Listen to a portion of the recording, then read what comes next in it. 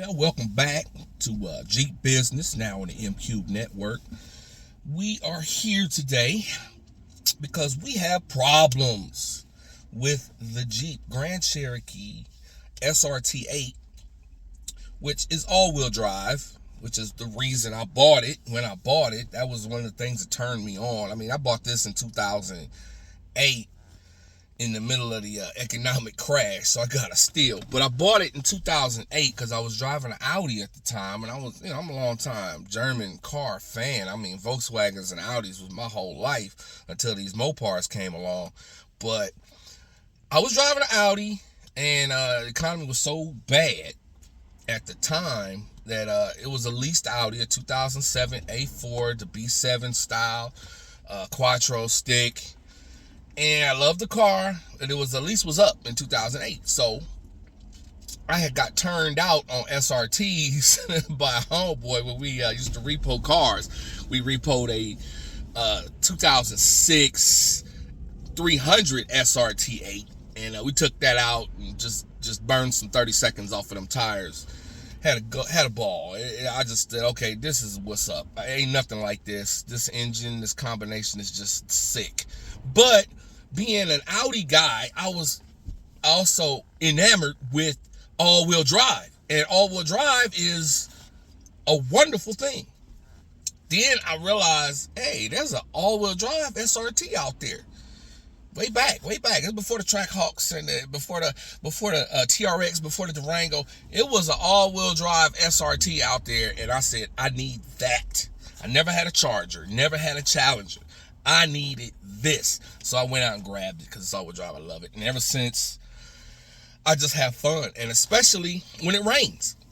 It's like this is the vehicle for rain. When it's wet outside, I can stab out from a light like nobody's business. It had an ad campaign when this thing first came out. It was called, it wasn't called, but the whole thing was the 0 to 60 for this Jeep was the same in the wet or dry. I'm having a hard time finding a copy of that commercial on YouTube, but I know it's out there. I'm going to find it. But wet or dry, it has the same 0 to 60. And being an all-wheel drive, and I knew this by dealing with Audis, I know how well all-wheel drives perform in slick conditions. And this Jeep performed exactly that way. And I've always loved it for that reason. And the problem, though, with all-wheel drive vehicles is they tend to be heavier. They tend to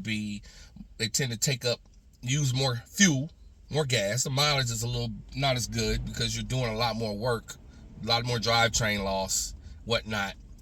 But there's also the issue of maintenance. You have to keep the fluid in the differentials and the transfer case fresh. This Jeep requires pretty much every 15,000 miles in worst case scenario, a lot of stop and go driving, hard launches, all of that. Every 15,000 miles, you got to get down there get down under there with the transfer case, drain all the fluid out, put some new fluid in. I'll go about 30 because I don't drive this thing that hard and I don't drive it that often. I got a few other cars, so spread out the load. So I do about 30,000 miles, and I've been religious with it. It's been 13 years. 2008 to 2023, 15 years. I've been driving this thing. I've been doing my regular maintenance. It hasn't been that often. I only got 140,000 miles on this thing now. But anyway, I was due for my 130,000 mile swap. And guess what? I go, okay, let's gather up stuff and go do it. I can't find the fluid for this transfer case anywhere. It takes NV146 is the name of the transfer case. It's a Quadra-Track 1. It's a one model only in these Jeeps. The regular Laredos and other stuff, they have a different all-wheel drive system, different transfer case. The newer Jeep SRTs have a different transfer case. So this WK1 and for a couple years on the WK2 use this transfer case. They only can take one kind of fluid, and that is NV146 fluid that you get from Mopar. Now there's a company in England that makes a compatible fluid, the same fluid basically, and they sell it over there. You can't get it here. Anyway, time comes for my change. I'm looking for fluid. I ordered some online from one place. A good price, about $60 a bottle. Oh, it's gonna be here 2-3 days. Okay, good. A week goes by, 2 weeks go by. Oh, you know what? There's a national back order. It's gonna be till April 5th. We're gonna ship out. I'm like, okay, all right. I still gotta drive this thing from time to time, but I should be okay. Well, here April 5th comes and goes. I get another update. Oh, now May 17th, we're gonna ship it out. So, April 20th, I think it was the 20th, wife is in the Jeep. She tells me it's binding when she's turning. Here we go. That quick. Okay, so come home, get it.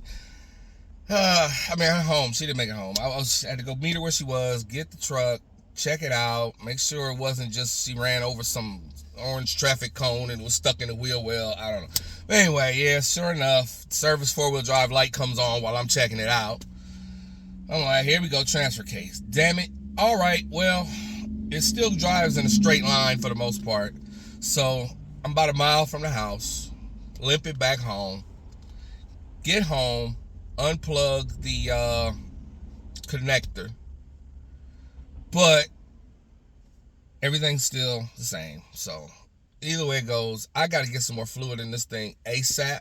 Now, I found some online. I tried to go after the one place I bought from told me about this back order. So I said, let me get online. Let me find some bottle somewhere on eBay. I ordered once on Amazon.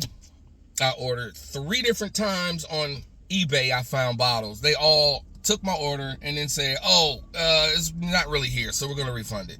So eBay refunded my stuff. Amazon's still saying it'll ship when we find out about it. So I have no fluid. None. For the MV146. So I'm going to sit here now. I unplugged the transfer case connector, which basically unplugs the motor, and now the motor is not pressing the clutch packs together as you try to drive. Now, what happened with mine, I don't know for sure if either my clutch packs just are frictioning. I don't know, because it might just be my motor. I don't know, because the motor is what pushes them together and makes them stick when you need it at certain times. The computer tells it when to do it. And I unplugged the motor and it drives fine. I'm not having any problems. I just drove around the block. I didn't do no heavy driving. But anyway, I was talking to my boys online and they were telling me that I should probably take that motor out. So that's what I'm about to do. I'm about to go take the motor out. So if you ever have this issue with your Jeep Grand Cherokee SRT8 or probably any other transfer case you may have, and you get a transfer case problem and you can't get a new transfer case right now, you can't get what you need to fix it, you don't have the money to send it off to the shop, well, you just have to reduce yourself to a 2-wheel drive vehicle for the meantime. So that's what we're about to do today, is I'm going to turn this into a 2-wheel drive vehicle. It will be a peg leg. I don't have a LSD in the back. And we're going to find out how easily this thing, how more difficult it is to drive as a 2-wheel drive than a 4-wheel drive. Because it's short wheelbase and all its power, nothing but smoky burnouts. Nothing but. But anyway, let's get it cracked. Mention that when you got all the things unplugged, you're going to get a bunch of crap on your dash. So, service 4-wheel drive system still there. Traction control light, ABS light, ESP light. All that stuff's going to stay on. Don't worry about it. It's just how it is. And it's probably going to be like that until we get the transfer case in. But for now, just do what we got to do. We begin. First thing you want to do is get someplace safe. You can jack this thing up. Go ahead and jack up the front left side. I got it down here, same place we did for the brakes. Get you a little jack stand, help out. Then come down under the car. Let me get the exact location of this thing. This is your transfer case. This whole unit here, that's the front axle, that's the rear axle, Jesus, front drive shaft, that's your rear drive shaft going to the back, and the motor sits right there. That's one of my what do you call those things? Those are my, I'm drawing a blank on a Sunday because my belly is full. Catalytic converters. Damn, they right there. This thing is lowered, man. You could easily get in there and steal that. Anyway, transfer case. Now, you get the service engine, service four-wheel drive, transfer case light. You know you're going to need some work done, but you need to drive the car. You don't feel like renting. This is all you got to do. First thing you do is probably going to have to get a set of pliers to grab this little thing off because it's tough. It's tough. So I already did that. Anyway, pull this off. Probably want to wrap it up, put it somewhere safe because it's going to be hanging up here. If you drive through any weather, it's going to get junk in it. But for now, we're just going to tuck it out of the way. Just tucked out of the way right there for now. Next thing we're going to do is pull the motor out, which is this thing here. It looks like a little starter. That's the actuator at the computer. The PCM with the TCM inside of it tells it to squeeze the clutch packs together inside the transfer case. It's got 4 screws around the outer edge, 2 on the bottom, 2 on the top. Once you got the electrical connections out, just go in there and get those, pull them out. They look like 10 millimeters right now, but that seems a little small. Anyway, get your toolkit together and go to work. You're gonna need an extension, that's for sure. And I would suggest something with a little extendo leverage. Let's see how we go. See if I can do this work with the camera right in my damn way. If those are 10s, I'm gonna cry.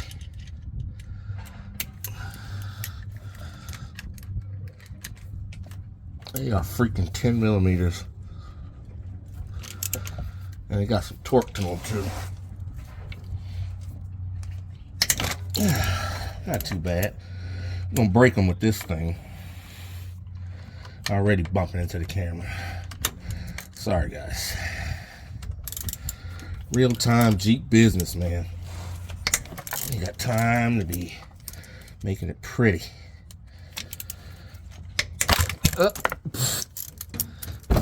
Alright. This is the best I got for an underhood camera right now, so bear with me.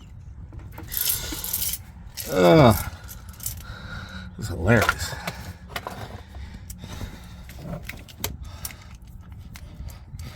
Now I can't even see that one. It's so dark in here. Ah, there it goes. Found it.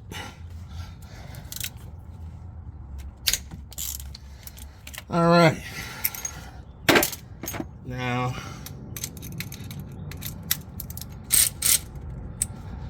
gonna bring in the real workhorse.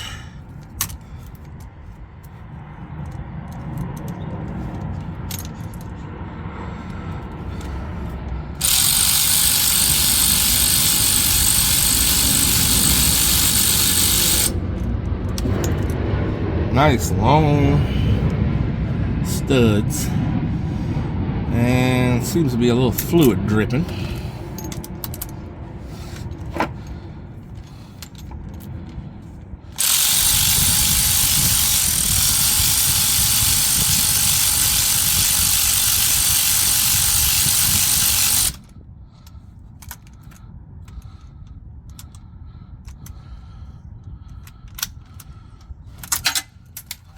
Of course, that one don't want to play ball. Leave it there for now.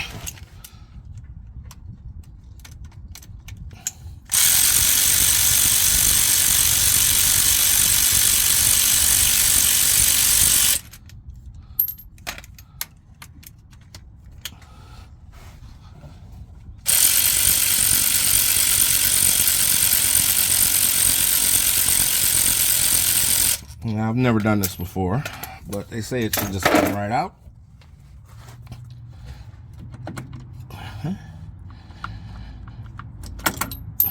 and it comes right out.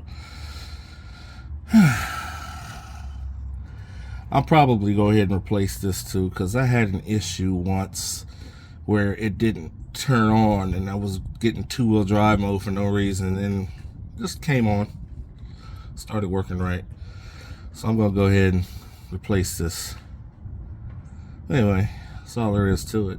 At this point, now I have a two-wheel drive Jeep. I can drive all day long, not have to worry about destroying totally the transfer case. If you leave this motor attached, somehow, some way, it can still totally destroy the transfer case.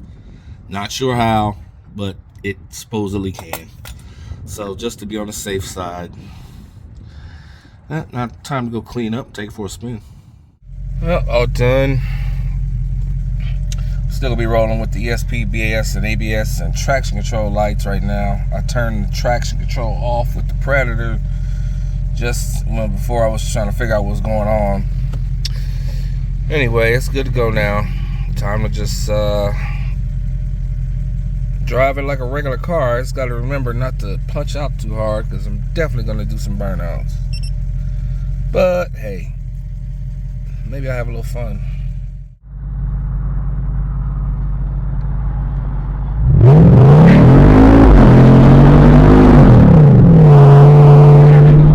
Chill out on that. They be doing that all the time.